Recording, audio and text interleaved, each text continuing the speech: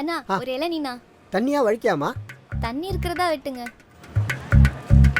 தண்ணி இருக்குமா? இருக்குமா? கேரண்டியா இருக்குமா? அட இருக்குமா? इस देश को ये मेरा गारंटी. அங்க விட்டுருங்க, இங்க கேளுங்க. கேரண்டி வாரண்டிகளை இனியே நம்ப போறீங்களா? சிந்தித்து வாக்களியுங்க. இந்தியாவை காக்க ஸ்டாலின் அழைக்கிறேன்.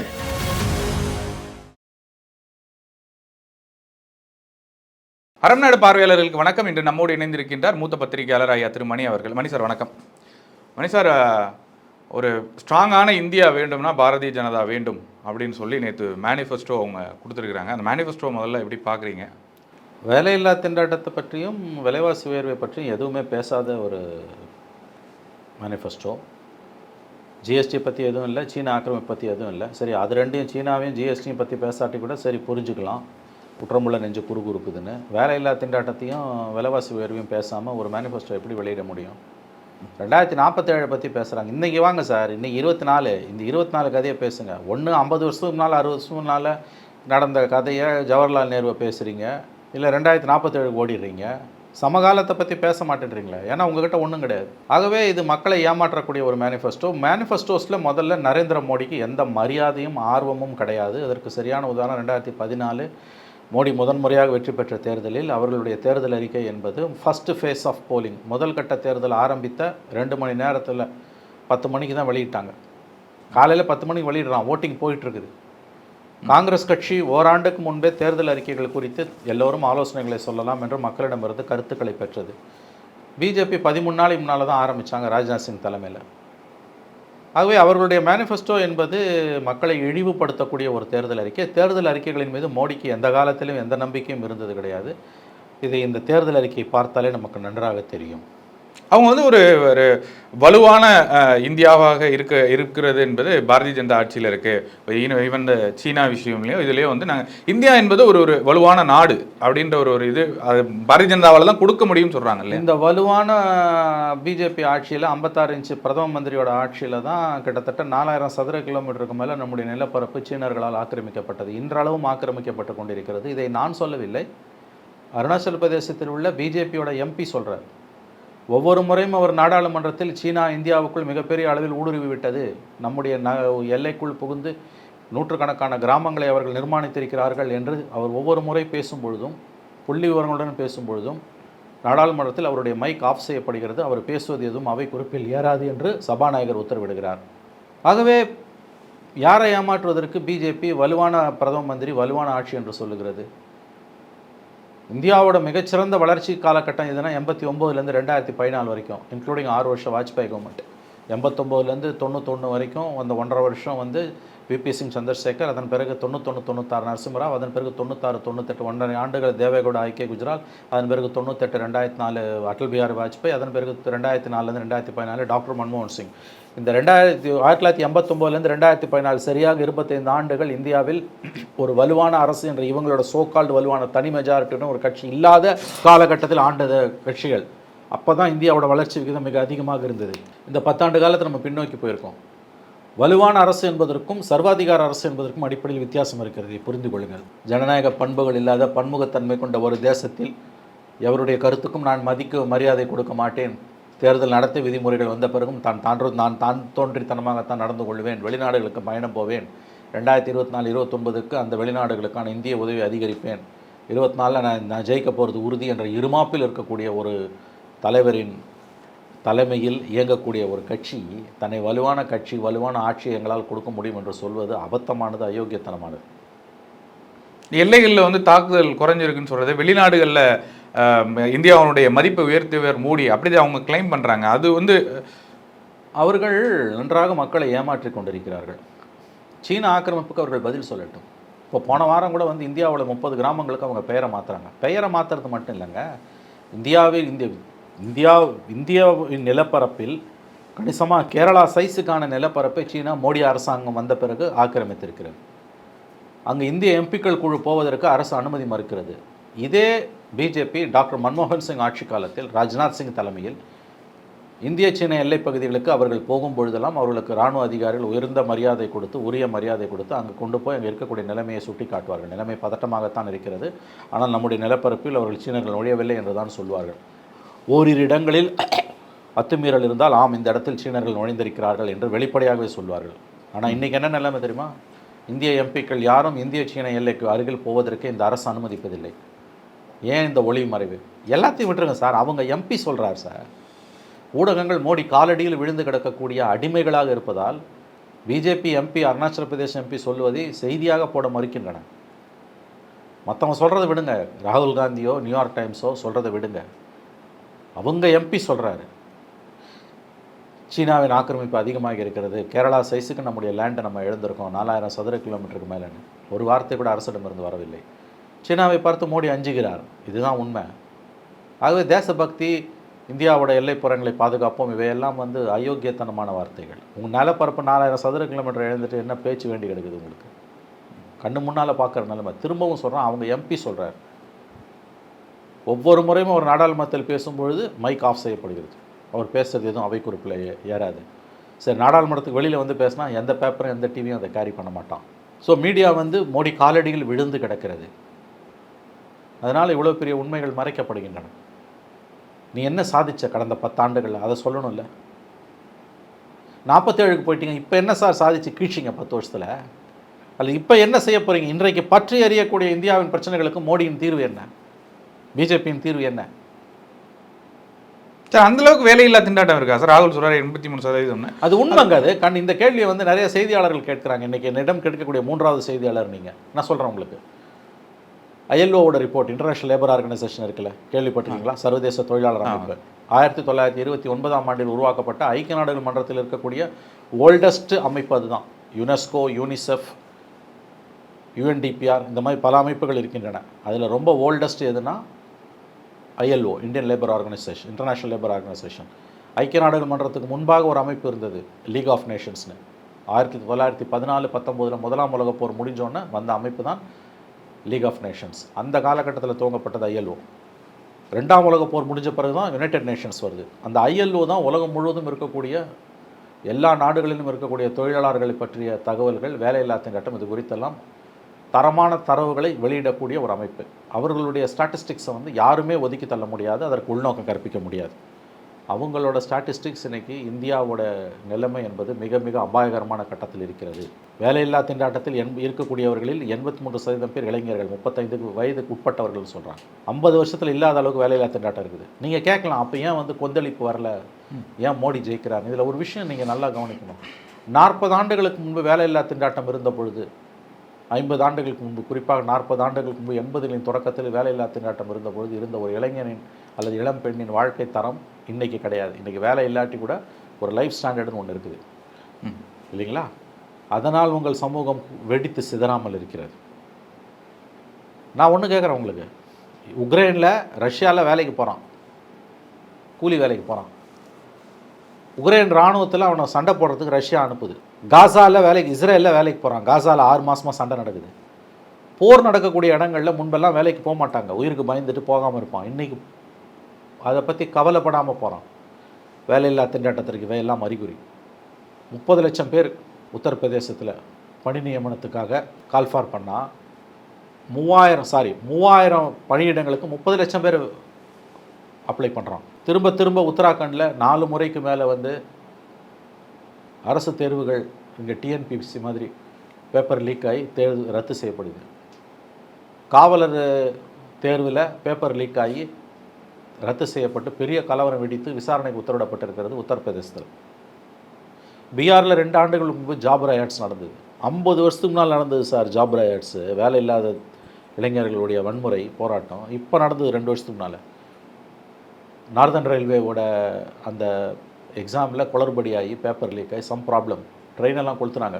நீங்கள் சவுத்தில் கொஞ்சம் நிலைமை மேம்பட்டுருக்குது. சவுத்துனா தமிழ்நாடு மாதிரியான இடங்களில் அவங்க சொல்லக்கூடிய ஹார்ட்கோர் ஹிந்தி பெல்ட் இருக்குல்ல.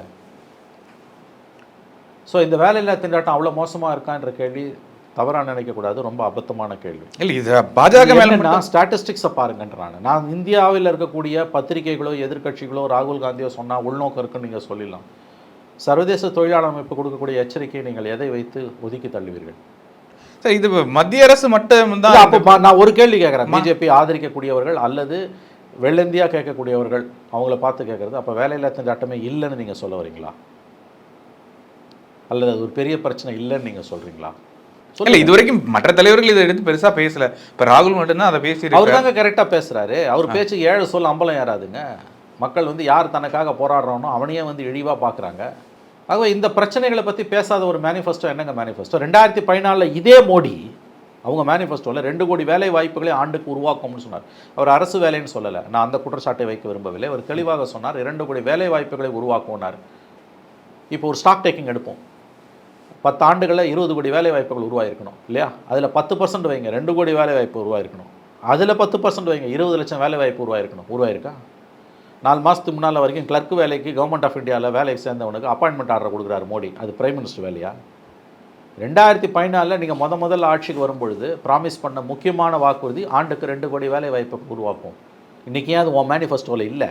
ரெட் ஃபோர்ட்டில் கொடி ஏற்றிட்டு 2015 பேசும்போது மோடி சொன்னார் விவசாயிகளின் வருமானத்தை ரெட்டிப்பாக்குவேன்னாரு. ஆகிட்டாரா?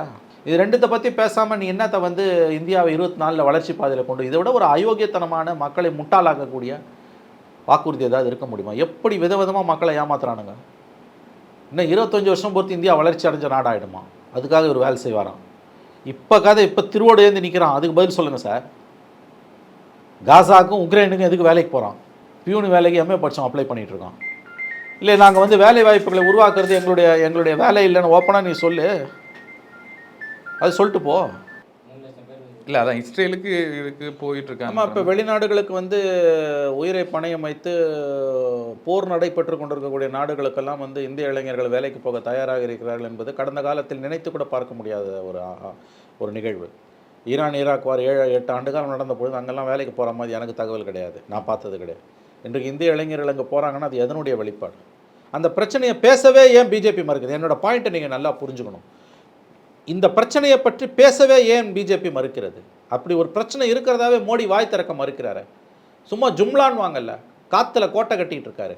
47 வளர்ச்சி அடைஞ்ச நாடாக மாற்றிடுவோம் நாங்கள் விஸ்வகுரு, இல்லைன்னா 50 வருஷம் பின்னால் போய் நேருவை திட்ட வேண்டியது. ஒன்று கடந்த காலத்தில் போய் இப்போ முடிஞ்சு போன விஷயத்தை கச்சத்தீவை கலப்ப வேண்டியது, இல்லை 47 விஸ்வகுருன்ற வேண்டியது. இன்றைக்கி இருக்க பிரச்சனையை ஏன் பேச நீங்கள் மறுக்கிறீங்க? இன்றைய நிலவரம் குறித்து நீங்கள் ஏன் பேச மறுக்கிறீர்கள்? இல்லை வந்து அவங்க விவசாயிகளுக்கு மாதம் வருஷத்துக்கு அந்த 2 தவணையாக தரக்கூடிய பணம் இது நான் தர்றோம். 4 கோடி பேர் ஏழைகளுக்கு வீடு கட்டியிருக்கோம். இன்னும் 3 கோடி பேருக்கு வீடு கட்டுற கதை ரொம்ப இன்னொரு ஜும்லாங்க. அது 2 லட்சம் 3 லட்சத்தை கொடுத்து கக்கூசு கூட கட்ட முடியாதுங்க. அது எப்படின்னா அந்த இந்தியா முழுதும் கழிப்பறைகளை உருவாக்குனாங்க. கழிப்பறையை கொண்டு வந்துட்டாங்க, தண்ணி இல்லை. இதை பற்றி திரும்ப சிஏஜி ரிப்போர்ட்டில் வருது. சல்ஜீவன் நாங்கள் அதை நல்லா செயல்படுத்தக்கூடியது, மாநில சரியாக செயல்படுத்தலைன்ற. இது என்ன கதையாக இருக்குது? நீ கக்கூசு கட்டி கொடுக்குறேன்னா தண்ணி பிரச்சனையை நீ தானே தீக்கணும். நீ தானே கக்கூசை கட்டுற. ப்ரைஸ் ரைஸை பற்றி ஒரு வாரத்தை கூட இல்லையே. ஆகவே இது வந்து இப்போ காங்கிரஸோட மேனிஃபெஸ்டோ எடுத்திங்கன்னா ஆக்கப்பூர்வமாக இருக்குது சார். அதில் உள்ளுவதெல்லாம் உயர்வுள்ளல். 30 லட்சம் பேருக்கு நாங்கள் வேலை வாய்ப்பு கொடுப்போம்னா அட்லீஸ்ட் எய்ம் பண்ணுறான் அவன்.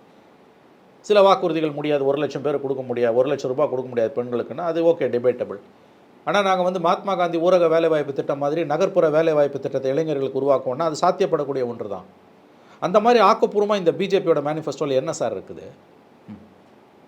மக்களை ஏமாற்றக்கூடிய, காற்றுல கோட்டை கட்டக்கூடிய வாக்குறுதிகள் தானே இருக்குது. 2047 போயிட்டானுங்க. இப்போ கதையை பேசுங்க. சரி, ஓகே. இது வந்து அவங்களுடைய தேர்தல் வாக்குறுதிகள் அவங்களே நம்புறது இல்லை அப்படின்ற மாதிரி அதுலேருந்து வரக்கூடிய விஷயம் இது. சார், ஆனால் அவங்க சரி இதில் வந்து சார் அவங்க வைக்கக்கூடிய பிரதான அஜெண்டா இருக்கு இல்லையா, பொது சிவில் சட்டம் கொண்டு வருவோம், அது அவங்க பொலிட்டிக்கல் அஜெண்டாவை முன்னிறுத்துறாங்க. அது நம்ம ரொம்ப முக்கியமாக ஆபத்தான ஒரு விஷயம். அதில் ஒரு விஷயம் என்னென்னா சிஐஏவை பற்றி பேசுகிறாங்க, என்ஆர்சியை பற்றி பேசலை. அது ஒரு முக்கியமான நிகழ்வாக நம்ம பார்க்கணும். என்ஆர்சியை பற்றி பேசலைன்றது ரொம்ப முக்கியமான ஒரு முக்கியமான ஒரு விஷயந்தான் அது. ஏன்னா ப. சிதம்பரம் ஒரு தடவை சொன்ன மாதிரி சிஐஏ விட என்ஆர்சி தான் ரொம்ப ஆபத்தானது. சிஐஏ என்பது குடியுரிமை கொடுப்பது, என்ஆர்சி என்பது உங்களுக்கு குடியுரிமை இருக்கா இல்லையான்னு ரெஜிஸ்ட்ரியில் போய் பார்க்குறது. அந்த ரெஜிஸ்ட்ரியில் உங்கள் பேர் இல்லைன்னா நீங்கள் போய் அலையணும். ஆதார் வந்து குடியுரிமைக்கான சான்றிதழ் கிடையாது, அடையாளத்துக்கான சான்றிதழ்னு சொல்லிட்டோம். அட்ரஸ் ப்ரூஃப் தான் அது. ஆகவே அதனால தான் பல இடங்கள்லையும் மக்கள் கொந்தளித்து போய் போராடினாங்க. 2019 டிசம்பர்லேருந்து 2020 மார்ச் வரைக்கும் நாடு முழுவதும் நடந்த கலவரங்களில் அதிகாரப்பூர்வமான புள்ளி விவரங்களின்படி 87 பேர் உயிரிழந்தார்கள் என்ஆர்சிக்கு எதிராக, சிஏஏ என்ஆர்சிக்கு எதிராக. இந்த மேனிஃபெஸ்டோவில் சிஏஏவை பற்றி பேசுகிறாங்க, என்ஆர்சியை பற்றி பேசல. இந்த பொது சிவில் சட்டம், சிஏஏ என்ன இதெல்லாம் வந்து அவங்களுடைய கோர் அஜெண்டா. இதுக்கு முன்னால் என்ன சொல்லுவாங்க, 370 ராமர் கோயில் 370 பொது சிவில் சட்டம், அதில் 3ல் 2 அச்சீவ் பண்ணிட்டாங்க. 370 நீக்கிட்டாங்க, ராமர் கோயிலை கட்டிட்டாங்க. ஒன்று பொது சிவில் சட்டம். இதையும் கொண்டு வந்துட்டாங்கன்னா பிஜேபி எதற்காக உயிருடன் இருக்க வேண்டும்? பிஜேபி என்ற கட்சி இருப்பதற்கான காரணங்களே எதுவும் இல்லை, கழிச்சிடலாம் அவங்க. இல்லை, அடுத்தது வைக்கிறாங்கல்ல, மாணவர்களுக்கு ஒரே மாதிரியான அட்டை, ஒரே மாதிரியான ஒரே மாதிரி. அதாங்க, இந்த ஒற்றைத்தன்மையை நிறுவ விரும்புவது தான் இந்தியாவுக்கு பேராபத்தாக போய் முடிய போகிறது. ஏன்னா இது அடிப்படையிலே ஒரு பன்முகத்தன்மை கொண்ட நாடு. நீங்கள் காஷ்மீர்லேருந்து கன்னியாகுமரி வரைக்கும் ஒரே மதம், ஒரே மொழி, ஒரே கல்வி திட்டம், இதெல்லாம் ஒரே உணவு, ஒரே கட்சி, இவையெல்லாம் வந்து அழிவு பாதையில் இந்தியாவை கண்டிப்பாக கொண்டு செலுத்தும் என்பதில் உங்களுக்கு எந்த விதமான மாற்று கருத்தும் வேண்டாம். பொது வாக்காளர் பட்டியல்னா கவுன்சிலர் எலெக்ஷன்லேருந்து, அசம்பிளி எலெக்ஷன்லேருந்து, பார்லிமெண்ட் எலெக்ஷன், அது எப்படி சாத்தியப்படும்? அடிப்படையில் ஒன்று தான், ஒற்றைத்தன்மையை நிறுவ விரும்புகிறார்கள். அது ஒருபோதும் சாத்தியப்படாது. அது மிகப்பெரிய ஆபத்தில் போய் இந்தியாவை விடும், எழுதி வைத்துக் கொள்ளுங்கள். இல்லை, இன்றைய நிலைமைக்கு அவங்க இந்தியா கூட்டணி வந்தால் அல்லது காங்கிரஸ் ஒரு வலுவான இடத்தை பிடிச்சா இந்த மாதிரியான விஷயங்களை அதாவது காங்கிரஸ் வலுவான இடத்துக்கு வருதா, வரப்போகுதா இல்லையான்றதை பற்றி தெரியல. பிஜேபிக்கு இப்போ இருக்க நம்பர்ஸ் இல்லாமல் ஒரு 80 சீட்டு, 70லேருந்து 80 சீட்டு குறையுதுன்னா கூட ஓரளவு புஷ்பேக் பண்ண முடியும். அப்போ கூட்டணி சர்க்காரில் வரும்போது ஒரு கூட்டணி கட்சி, என்டிஏல இருக்க ஒரு கட்சி கூட பிஜேபியோட இந்த அஜெண்டாவை ஒத்துக்காது. தெலுங்கு தேசமோ அல்லது வந்து குட்டி குட்டி கட்சிகள்லாம் இருக்குது இல்லையா, யாருமே அவங்க இந்த அஜெண்டாவை ஒத்துக்க மாட்டாங்க. எலக்ட்ரல் கம்பல்ஷன்ஸில் நிற்கிறாங்க. கண்டிப்பாக வெற்றி பெற்று வந்தால் அவர்கள் ஒருபோதும் இதை ஏற்றுக்கொள்ள மாட்டார்கள். அந்த விதத்தில் உங்களுக்கு ஒரு ஒரு ஒரு பிரீத்திங் ஸ்பேஸ் கிடைக்குதுன்னு நாம் எடுத்துக்கொள்ளலாம், அவ்வளோதான். அவர்கள் மக்கள் பிரச்சனைகளை பற்றி கவலைப்படுவதாக கிஞ்சித்தும் தெரியவில்லை. அவர்கள் மூர்க்கத்தனமாக நடந்து கொண்டிருக்கிறார்கள். காத்தில் கோட்டை கட்டி கொண்டிருக்கிறார்கள். தாங்கள் தான் நிரந்தரமாக இந்தியாவை ஆளப்போகிறோம் என்ற ஆணவத்தில் ஆடிக்கொண்டிருக்கிறார்கள். ஒற்றைத்தன்மையை நிறுவ விரும்புகிறார்கள். பெரும்பான்மை மதவெறியை பேசுகிறார்கள். இந்த பன்முகத்தன்மையை அழிக்கக்கூடிய இந்த முயற்சி, இந்த அரசியல், பிஜேபியின் கடந்த 10 ஆண்டு கால அரசியல் இந்த மேனிஃபெஸ்டோலையும் தெளிவாக தெரியுது. இவர்கள் 3வது முறை வெற்றி பெற்றால் இந்தியா மிகப்பெரியதொரு நெருக்கடிக்கு உள்ளாகும். அவர்கள் வெற்றி பெற மாட்டார்கள் என்று நான் சொல்ல மாட்டேன். கண்டிப்பாக அவர்கள் வெற்றி பெறுவதற்கு வாய்ப்புகள் இன்னமும் இருக்கின்றன என்று நான் நம்புகிறேன், அஞ்சுகிறேன். அப்படி ஒருவேளை அவர்கள் வெற்றி பெற்றால் இந்தியா இதுவரை வரலாறு காணாத மிகப்பெரிய நெருக்கடியை சந்திக்கும் என்பதுதான் உண்மை. பன்முகத்தன்மையை வெள்ளைக்காரன் கூட அழிக்க பார்க்கல. இந்தியாவை ஆண்ட வெள்ளைக்காரன் கூட இந்தியாவின் பன்முகத்தன்மையை அழிக்க பார்க்கவில்லை. இவர்கள் பன்முகத்தன்மையை அழிக்க பார்க்கிறார்கள். பன்முகத்தன்மையும் மதச்சார்பின்மையும் தான் இந்தியாவின் ஆன்மா. அதை அழிச்சிட்டு இந்தியாவை நீங்கள் உயிருடன் வைத்திருக்கவே முடியாது. சார், இவங்க வச்சுருக்கக்கூடிய அஜெண்டா அப்போ அங்கே வேலை களத்தில் அல்லது வட மாநிலங்கள் எல்லாம் வேலை செய்கிறது அப்படின்னு பார்க்குறதா, அல்லது காங்கிரஸ் அவங்க கொடுக்கக்கூடிய இந்த பல்வேறு வாக்குறுதிகள் அது மேலே அவர்களுக்கு ஈர்ப்பு இல்லைன்னு பார்க்குறதா, எப்படி திரும்ப அந்த நம்பர் வந்து என்ன ப்ராப்ளம்னா, இது நல்ல கேள்வி. இன்றைக்கு கூட வேறு ஒரு நண்பர் கேட்டார், வேறு ஒரு தொலைக்காட்சியில், நீங்கள் இவ்வளோ தூரம் பேசுகிறீங்க வேலையில்லா திண்டாட்டம், அப்புறம் எப்படி திரும்ப ஜெயிக்கிறாங்கன்னா, தட்ஸ் அ ப்ராப்ளம். இப்போ நீங்கள் வந்து வேலையில்லா திண்டாட்டம்னும் பொழுது நம்ம பேசுவோம், 40 ஆண்டுகளுக்கு முன்பு ஒரு வேலையில்லா இளைஞனுடைய லைஃப் ஸ்டாண்டர்டு இன்றைக்கி கிடையாது. இன்றைக்கி லைஃப் ஸ்டாண்டர்டு ஓரளவு இருக்குது. ஆனால் அது ஒரு மிகப்பெரிய பிரச்சனை. வட இந்தியாவை பொறுத்தவரைக்கும் குறிப்பாக ஹார்ட்கோர் ஹிந்தி பெல்ட்டில் இவர்கள் இந்த வேலையில்லா திண்டாட்டத்தையும் விலைவாசி உயர்வையும், குறிப்பாக வேலையில்லா திண்டாட்டத்தை ஹிந்துத்வாவை வச்சும், மோடியோட இமேஜை வச்சும், மோடிக்கு இருக்கக்கூடிய அந்த பிம்பத்தை வச்சும், செரிஷ்மான்னு நம்ம சொல்லலாம், அதை வச்சு இவர்கள் பேலன்ஸ் பண்ணுறாங்க. சரி, இவ்வளோ நடந்தும் மோடிக்கு ஹார்ட்கோர் ஹிந்தி பெல்ட்டில் அந்த செல்வாக்கு என்பது இருக்கிறது என்பதை நான் ஒப்புக்கொள்கிறேன். அதான் இதில் இருக்கக்கூடிய சிக்கலை. பிஜேபியோட மிகப்பெரிய பலம் மோடி. இன்றைக்கி மோடி இல்லைன்னா பிஜேபி இவ்வளோ வலுவுடன் இருக்க முடியாது. எனக்கு பிஜேபியை பிடிக்கல, மோடிக்காக ஓட்டு போடுறோம் தான் 10 பேரில் 7 பேர் சொல்கிறோம், அல்லது 5 பேர் சொல்கிறோம் அட்லீஸ்ட்டு. இந்த மோடி ஃபேக்டர் அவங்களை காப்பாற்றுது. அதனால தான் அவங்க மோடின்றாங்க. அதை வச்சு மற்றதெல்லாம் டைவெர்ட் பண்ணுறாங்க. இந்த மாதிரி ஒரு தனி மனிதனுக்கு முக்கியத்துவம் கொடுப்பதே 2 விஷயம். அது ரொம்ப ரொம்ப ஆபத்தானது. 2வது, நீங்கள் மற்ற பிரச்சனைகள்லேருந்து மக்களின் கவனங்களை திசை திருப்புறீங்க. இது மிக மிக ஆபத்தானது. ரொம்ப ரொம்ப ஆபத்தான விஷயம். ஒரு தனி மனிதனை நீங்கள் தூக்கி இவ்வளோ தூரம் பிடிக்கிறதுன்றது. ஒரு பன்முகத்தன்மை கொண்ட மல்டி பார்ட்டி டெமோக்ரஸியில், பல கட்சி ஜனநாயகத்தில், வெஸ்ட்மினிஸ்டர் சிஸ்டத்தில் இது அதிபர் ஆட்சி அல்ல. ஒரு மனிதனுக்கு நீ கொடுக்கக்கூடிய முக்கியத்துவம் என்பது ரொம்ப ரொம்ப ஆபத்தானது. பிஐபி ப்ரெஸ் லிஸ்ட்டில் மோடி கவர்மெண்ட்னு சொல்கிறான். நினச்சி பார்க்க முடியாத அவலம். யூனியன் கவர்மெண்ட் தான் வரும், சென்ட்ரல் கவர்மெண்ட் ஆஃப் இந்தியான்னு வரும். மோடி கவர்மெண்ட்னு எப்படி சொல்லுவான் அவன் கவர்மெண்ட் ஆஃப் இந்தியாவோட ப்ரெஸ் லிஸ்ட்டில்? இதுனா மன்னராட்சியா இது? ஆகவே மிக மிக ஆபத்தான பாதையில் இந்தியா சென்று கொண்டிருக்கிறது. ஹார்ட்கோர் ஹிந்தி பெல்ட்டில் மோடிக்கு இருக்கக்கூடிய செல்வாக்கு, இந்துத்துவா மீது இருக்கக்கூடிய மக்களுக்கு இருக்கக்கூடிய அந்த பிடிமானம், இவை இரண்டும் பெரிய அளவில் இன்னமும் குறையவில்லை என்பதுதான். இந்த ஃபேக்டர், மோடி ஃபேக்டரும் ஹிந்துத்துவா ஃபேக்டரும் பிஜேபியை இந்த தேர்தலில் கரை சேர்க்கலாம் என்று நீங்கள் கூறுவீர்களே, ஆனால் நான் உங்களை மறுத்து பேச மாட்டேன். அதுதான் இதில் இருக்கக்கூடிய முரண்பாடு. நான் பேசுவதில் எந்த கான்ட்ரடிக்ஷனும் இல்லை என்று நான் உறுதியாக நம்புகிறேன். உங்கள் நேரத்தை பயந்து மிக்க நன்றி. நன்றி மணி சார். நன்றி.